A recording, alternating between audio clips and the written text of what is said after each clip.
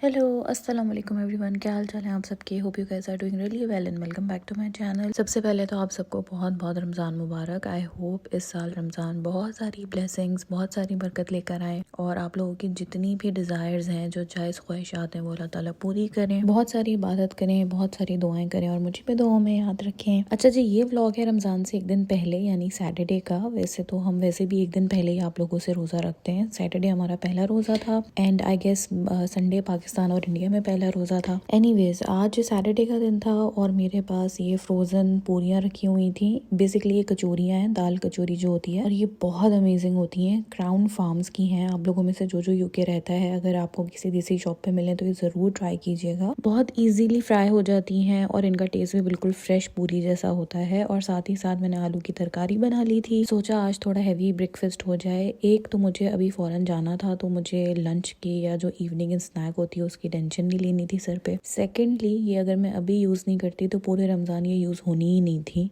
क्योंकि हमारी सहरी बहुत ही लाइट होती है। सो आई थॉट चलो आज इसको यूज़ कर लेते हैं। फ्रीज़र में जगह भी हो जाएगी और कभी कभी ऐसा नाश्ता अच्छा भी लगता है।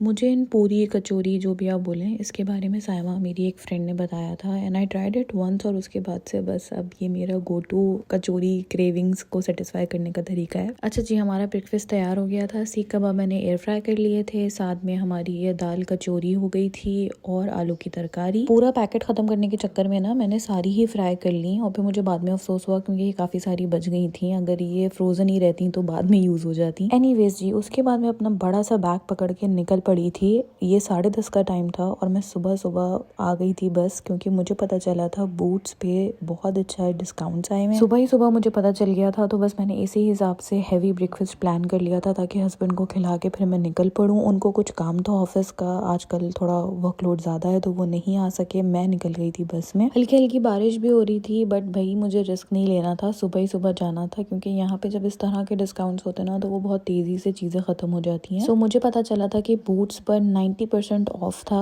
इन स्टोर, यानी कि आप बूट्स के किसी भी स्टोर जाएं तो 90% ऑफ था on their all gift items, जो भी उनके गिफ्ट पैक्स और गिफ्ट सेट्स होते हैं उस पर। आज ऑलरेडी मेरा बड़ा टफ स्केड्यूल था, बट फिर भी मैंने कहीं ना कहीं से टाइम मैनेज किया और मैं आ गई, because it was too good to be true. Like 90% off हो जाना कमाल बात थी। देखें इस वक्त इतना रश भी नहीं है और मुझे तो लग रहा था खाली होगा, बट फिर भी काफ़ी सारे लोग थे और उसका रिजल्ट ये निकला कि सारे शेल्फ्स खाली हो चुके थे। ये देखिए, मैंने रिकॉर्ड भी किया था अपने हस्बैंड को दिखाने के लिए, कुछ भी नहीं बचा था। हार्डली अभी 11 बजे थे सुबह के और सारे शेल्फ्स खाली हो चुके थे, यानी कि लोग सुबह ही सुबह आके सब कुछ लेके जा चुके थे। 2-3 चीजें कुछ पड़ी हुई थी जो मेरे इतने इंटरेस्ट की नहीं थी। सो बस अपना सब मुंह लेके बाहर निकल आई। सामने ही मुझे बूस्ट जूस बार नजर आ गया, तो मैंने कहा चलो थोड़ी एनर्जी बहाल करते हैं। वैसे तो खाना खाकर आई थी, बट ये देख कर ना कि इतनी दूर आने के बाद भी कुछ नहीं मिला, दिल सा बैठ रहा था, तो मैंने ग्रीन स्मूदी ले ली थी और बस बूट्स को मैं ललचाई हुई नजरों से देखते हुए आगे बढ़ गई। कहते हैं ना, जो होता है अच्छे के लिए होता है। मेरा आना यहाँ पे वेस्ट नहीं हुआ, क्योंकि मुझे किसी और ब्रांड की बहुत अच्छी चीज़ें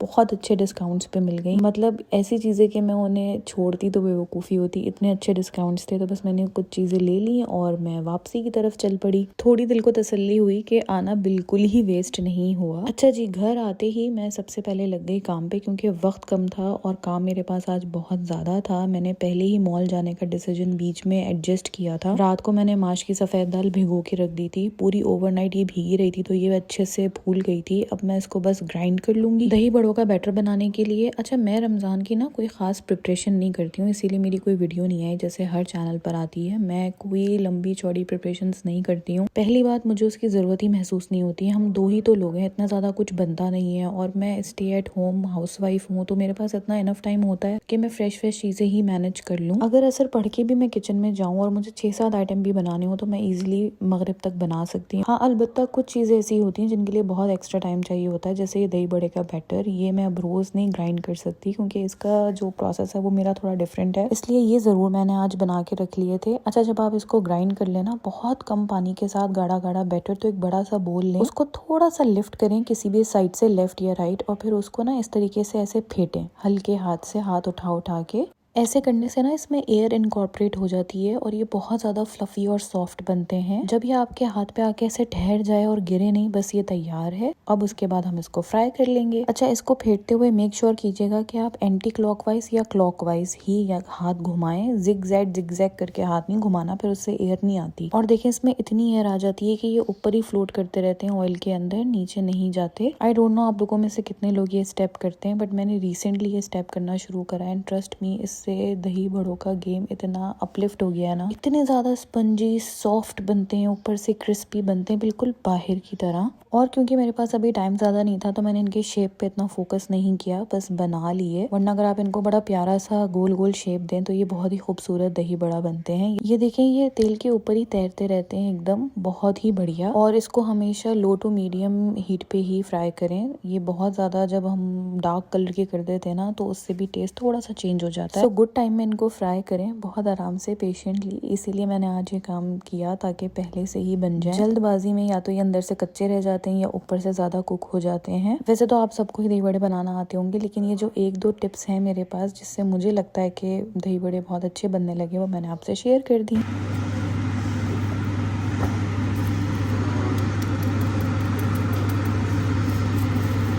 हाँ जी, तो जब ये बन गए और रूम टेम्परेचर पर आ गए, अब हम इनको पैक करके रख देंगे फ्रिज में। और मैंने इसका साउंड आप लोगों को सुनाया, ये कितने ज़्यादा ऊपर से क्रिस्पी और नीचे से सॉफ्ट स्पंजी बने। ये पूरे रमज़ान के लिए आई थिंक मेरे इनफ होंगे, मुझे शायद दोबारा ना बनाने पड़े, क्योंकि हर रोज़ तो एक आइटम रिपीट होता नहीं है। और ये इतने भी मैंने इसलिए बना लिए हैं क्योंकि कभी कभी मिक्स चाट बनाओ तो उसमें भी दही बड़ा ऐड करो, बड़ा अच्छा लगता है। बस ये थी मेरी टोटल इफ्तार प्रिपरेशन। इसके अलावा मैंने और कोई इफ्तारी की तैयारी नहीं की थी। हाँ, देसी ग्रोसरी मैंने ज़रूर करनी थी, तो बस फटाफट हम निकले और बस जैसे ही मैंने दही बड़े बनाए थे हम फौरन ही निकल आए थे। एक दो चीज़ें ही मुझे रमज़ान के पर्सपेक्टिव से लेनी थी, वरना क्योंकि मंथ एंड हुआ है अभी और नया मंथ स्टार्ट हुआ है, इसलिए देसी ग्रोसरी तो करनी ही थी। तो बस वही लेने के लिए हम आ गए थे। और कुछ शान के मुझे पैकेट्स लेने थे, जैसे बिरयानी निहारी लेना ही होता है, घर पे ख़त्म हो गया था। और इस बार ना मुझे इतने मज़े की चीज़ मिल गई। आप सब में से वो सारे लोग जो कराची से बिलोंग करते हैं उन्हें निमकोस का पता ही होगा। ये बहुत फेमस बेकरी है कराची की, और इनके जो चिप्स या जो भी इनके पफ्स वगैरह होते हैं वो बहुत मसालेदार मज़े के होते हैं। तो इस बार मैं जब क्वालिटी फूड्स गई, मुझे वहाँ पे निमकोस के ये पफ्स भी मिल गए थे, रिंग्स भी मिल गए थे, और इनके आई थिंक डिफरेंट टाइप के चिप्स और थे। सो अगर आप में से कोई इंटरेस्टेड है तो वो इल्फर्ड वाले क्वालिटी फूड्स जाके देख सकता है। अच्छा जी, कुछ गरम मसाले ख़त्म हो चुके थे, जैसे बड़ी इलायची और दालचीनी, ये चीज़ें ख़त्म हो गई थी घर पे। कुटी मिर्चें ख़त्म हो गई थी। तो बस जो बेसिकली मेरे घर का सामान खत्म हो रहा था मैंने बस वही लिया। हाँ,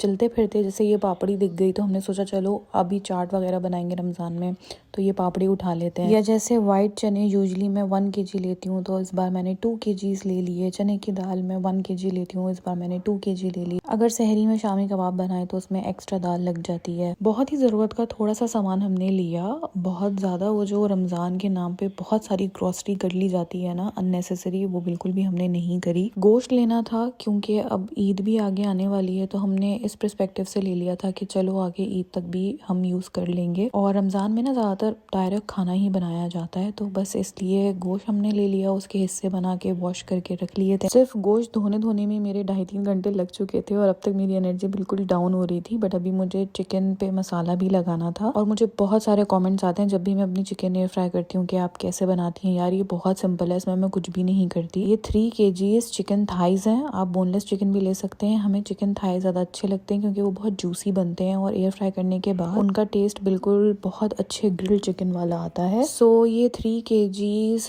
चिकन थाइज हैं। इसके अंदर मैंने पूरा 1 पैकेट चिकन टिक्का शान का जो मसाला होता है वो डाल दिया था। Good amount of ginger garlic paste डाला था, और ये जिंजर गार्लिक पेस्ट फ्रेश बना के मैंने इसमें डाला था। अगर फ्रेश नहीं होगा तो फिर थोड़ी सी हीक आ सकती है, फिर इससे बेहतर है कि आप जो जिंजर पाउडर होता है, गार्लिक जिंजर पाउडर, वो ऐड कर दें अच्छी खासी क्वांटिटी में। लेकिन और मैंने इसमें एक बड़ा सा लेमन निचोड़ के डाला था। अगर छोटे लेमन है तो 3-4 लेमन काफ़ी होंगे। और मैं इसमें डालूंगी ऑयल। ये तकरीबन मैंने 1 टेबलस्पून के करीब ऑयल डाला होगा, आप देख सकते हैं 1 टेबलस्पून भर के। That's it. इन सबको बहुत अच्छे से मिक्स कर लेंगे, और सिर्फ मिक्स ही नहीं करना, चिकन को बहुत अच्छा सा मसाज देना है आराम आराम से, ताकि ये बहुत अच्छे से एब्जॉर्ब हो जाए।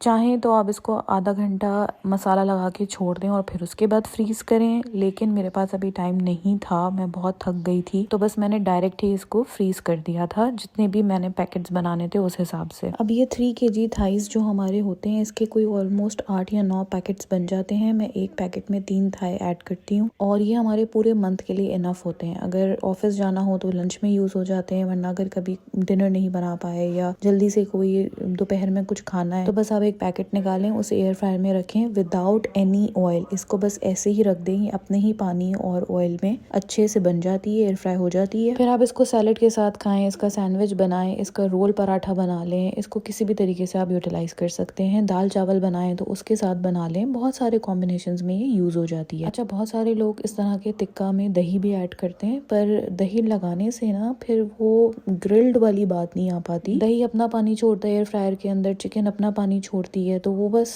मतलब वो ग्रिल वाली बात नहीं आती। खैर जी, ये पैकेट्स बना के मैंने रख दिए थे और रमज़ान में मैंने ये इसीलिए बनाए, लंच तो जाएगा नहीं हस्बैंड का, लेकिन कभी सहरी में अगर कुछ डिफरेंट खाने का दिल चाह रहा है या इफ्तार के टाइम पे मैंने चाउमीन बनाना है तो मुझे अलग से चिकन को मैरिनेट वगैरह करने की ज़रूरत नहीं पड़ेगी। मैं इसी के पैकेट निकालूंगी और यूज़ कर लूँगी। या अगर मैं क्लब सैंडविचेस बनाने का सोच रही हूँ इफ्तार के टाइम पे, तो बस मैं ये चिकन का पैकेट निकाल के यूज़ कर लूँगी। चिकन रोल वगैरह भी बनाए जा सकते हैं, सो मुझे आसानी हो जाएगी और ये एक रूटीन का पार्ट है। हर मंथ हम ये काम करते ही हैं, तो इस मंथ भी हमने कर ही लिया। रमज़ान की अपनी एक रौनक होती है, उसकी एक अपनी वाइब होती है। हम एक हफ़्ता पहले से उसके लिए तैयारी करना शुरू कर देते हैं, चीज़ें स्टोर करना शुरू कर देते हैं, डबल राशन ला रहे होते हैं, which is a very good thing. Allah का शुक्र अल्हम्दुलिल्लाह, अगर हम ये सब कर सकते हैं, ये सब अफोर्ड कर सकते हैं, तो ये अल्लाह की बहुत बड़ी ब्लेसिंग है। बट लास्ट 2 ईयर्स से ना मेरी अप्रोच बड़ी डिफरेंट हो गई है। मुझे ऐसा लगता है कि यार take it slow, take it easy. जो जैसे नॉर्मल डेज गुजरते हैं, रमज़ान भी वैसे ही गुजारने चाहिए। अगर कोई तैयारी करनी है रमज़ान के लिए तो वो अपनी ज़ात से रिलेटेड होनी चाहिए, अपने अंदर कुछ पॉजिटिव चेंजेस आने चाहिए। रमज़ान से पहले सोचना चाहिए कि इस साल हमने और क्या चीज़ बेहतर करनी है अपने अंदर। सिर्फ भूख प्यास तो नहीं कंट्रोल करनी ना, गुस्सा भी कंट्रोल करना है, अपने जज्बात भी कंट्रोल करने हैं, अपनी ज़बान पे कंट्रोल करना है। और देखा जाए तो अल्लाह ताला ने 12 महीने में से 1 महीना हमें ये इसीलिए दिया ताकि हम खुद को अपने अंदर से क्लीन करें। बेशक हमारे लिए एक फेस्टिवल की तरह होता है और इसकी रौनक ही अलग है और हम सारे एक्स्ट्रा एफर्ट्स कर रहे होते हैं, पर मैं अगर अपनी बात करूँ तो मुझे ऐसा लगता है हमारे एफर्ट्स, हमारे दस्तरखान, हमारा खाना पीना, हमारे ईद के कपड़ों, इस पे ज़्यादा हो जाता है रादर देन जो असल मकसद है रमज़ान का, हम उस पर फोकस करें। सो बिल्कुल इफ्तार भी बनाएं, मज़े मज़े के दस्तरखान भी सेट करें। अल्लाह ताला ने जितनी आपको नेमतें दी हैं उन सब का शुक्र अदा करें, उनको एंजॉय करें, पूरा हक है आपका, लेकिन दूसरों को भी उसमें याद रखें। कोशिश करें कि अगर आप 1 या 2 आइटम दस्तरखान पे कम बना भी लेंगे तो उससे कोई ख़ास फ़र्क नहीं पड़ेगा, और वही पैसा अगर आप किसी और के दस्तरखान पे 1 या 2 चीज़ें ऐड करने के लिए यूज़ कर सकते हैं, उनकी हेल्प कर सकते हैं, तो उनके लिए वो बहुत बड़ी बात होगी। सो बस दिल खोलकर चैरिटी करें, यकीन करें चैरिटी वाला पैसा कभी वेस्ट नहीं होता। खैर जी, बातें करते करते मैंने सारा जो सामान था वो भी रीफ़िल कर लिया था और जो साबुत धनिया है उसको मैं अच्छे से क्रश करके एक बॉक्स में रख दूँगी, क्योंकि मैं पकोड़ों में या चने की चाट में अक्सर ये साबुत धनिया क्रश करके डालती हूँ। तो रोज़ लो और रोज़ उसको क्रश करो, इससे बेहतर है कि मैं एक ही दफ़ा इसको थोड़ा साबुत थोड़ा क्रश करके ऐसे हाफ डन और एक बॉक्स में रख दूँ, ताकि फिर जब मुझे ऐड करना हो तो मैं उसी वक्त ऐड कर लूँ ईजिली। तो बस ये 2-4 चीज़ें थी जो मैंने ख़ास स्पेशल रमज़ान को माइंड में रखते हुए की। Other than that normal days की तरह ही इसको ट्रीट करेंगे, खाना भी बनाएंगे, इफ्तार भी बनाएंगे और बहुत सारी इबादत करेंगे। आई यूजली प्रेफर फ्रेश खाना और फ्रेश चीज़ें बनाई हुई, लेकिन रमज़ान एक ऐसा मंथ है जिसमें अगर मैं कोई फ्रोज़न आइटम यूज़ कर सकती हूँ अपनी आसानी के लिए तो मैं प्रेफर करती हूँ मैं फ्रोज़न चीज़ें ही ले आऊँ, ताकि मेरा वक्त बचे और वो मैं किसी बेहतर इबादत या नेकी काम में यूज़ कर सकूँ। आइडियाज़ मेरे पास भी बहुत सारे आ रहे थे कि मैं बहुत सारी चीज़ें पहले से प्रैप करके आप लोगों को दिखाऊँ, समोसे, रोल, पेरी पेरी बाइट, और पूरी एक वीडियो बना के और फिर मैं उसको अपलोड करूँ, क्योंकि यू नो वही तो ट्रेंड है ना, वही हर चैनल पे अपलोड हो रहा होता है और लोग पसंद भी कर रहे होते हैं। बट देन आई थॉट कि यार क्या वो रियलिटी है? नहीं। क्या मैं वो लाइफ में करती हूँ? नहीं। क्या वो मेरी अप्रोच है? नहीं। तो just for the sake of views में ये सब कुछ करूँ मुझे अच्छा नहीं लगा। ऑल्सो पता नहीं, मुझे ये भी ख्याल आया किस किस के घर में इस तरह से दस्तरखान नहीं लग पा रहे होंगे इस बार, पता नहीं कितने सारे लोग हैं जिन्हें अभी ये भी नहीं पता होगा कि वो रमज़ान को मैनेज कैसे करेंगे फाइनेंशियली। तो फिर ये सब कुछ इतना दिखाना, शो ऑफ करना मुझे पर्सनली अच्छा नहीं लगा। ऑल्सो इस तरह का कंटेंट बहुत सारा सोशल मीडिया पे है, तो आई नो आप लोगों ने बहुत अच्छी बहुत सारों की वीडियोस देख ली होंगी। मेरे एक के अपलोड ना करने से कोई भी फ़र्क नहीं पड़ेगा।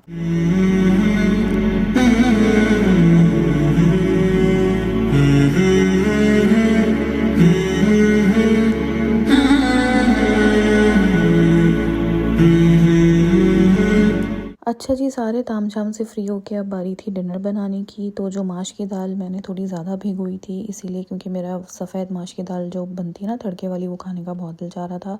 मैंने वो बॉईल करने के लिए रख दी थी, सिर्फ अदरक का टुकड़ा और साबुत मिर्ची डाल के। दूसरी तरफ मैं बना रही थी कढ़ाई, और मेरे दिमाग में ये था कि सुबह सहरी में कढ़ाई खा ली जाएगी, रात में भी डिनर में हो जाएगी, तो कढ़ाई इज़ अ सेफ ऑप्शन और जल्दी भी बन जाता है। इस वक्त मैं इतनी थक चुकी थी कि मेरे अंदर टमाटर को हाफ काट के और फिर उसका छिलका अलग करके बाहर जैसी कढ़ाई बनाने का बिल्कुल मूड नहीं हो रहा था। मैंने बस ब्लेंडर में टमाटर डाले और बस उसको इसमें डाल दिया। सारे मसाले क्या, बिल्कुल बेसिक से लाल मिर्च, साबुत मिर्च, काली मिर्च, नमक, दैट्स इट। बाद में थोड़ा सा भुना ज़ीरा पाउडर भी मैंने इसके अंदर डाल दिया था, और बस ये सब कुछ बना के और मैं ढक के रख दूंगी। ये खुद ही पानी ड्रेन होगा और बन जाएगी। दूसरी तरफ दाल मेरी दम पे लग गई थी। ये देखिए जी, हमारी मज़ेदार सी कढ़ाई तैयार हो गई थी। उसके ऊपर मैंने अदरक, धनिया और हरी मिर्च डाल दी थी। मुझे उम्मीद नहीं थी कि ये अच्छी बनेगी, मगर ये वाकई बड़े मज़े की बन गई थी। और अब तो भूख भी लगना शुरू हो चुकी थी, क्योंकि वही सुबह की कचौरियाँ खाई हुई थी और फिर सारा दिन काम किया था, तो काफ़ी ज़्यादा भूख लग रही थी। रोटी भी मैंने हाथ के हाथ डाल ली थी और दाल के ऊपर प्याज का भगार दे दिया था, नमक ऐड कर दिया था। बस अब हम इसको एंजॉय करेंगे लाल चटनी के साथ जो बनी रखी हुई थी। और इस वक्त ना किचन का भी हाल बुरा हो रहा था, क्योंकि मैं बस बेदिली से सारे काम कर रही थी। एनीवेज, अल्लाह का शुक्र अल्हम्दुलिल्लाह सारी नेमतों के लिए। और अगेन आप लोगों को रमज़ान बहुत ज़्यादा मुबारक हो। जो भी अल्लाह ताला ने आप लोगों को नेमतें दी हैं उसे ज़रूर एंजॉय करें, उस पर आपका राइट है, लेकिन अपने आसपास वालों के बारे में भी ज़रा थोड़ा सा सोच लें, उनका भी थोड़ा सा ख्याल रख लें। सो ये था मेरा कियोटिक स्टार्ट ऑफ रमज़ान, मगर अच्छे से सब हो गया। अगर व्लॉग पसंद आया तो लाइक कर दीजिएगा। इंशाल्लाह दोबारा मिलेंगे, तब तक के लिए अल्लाह हाफ़िज़।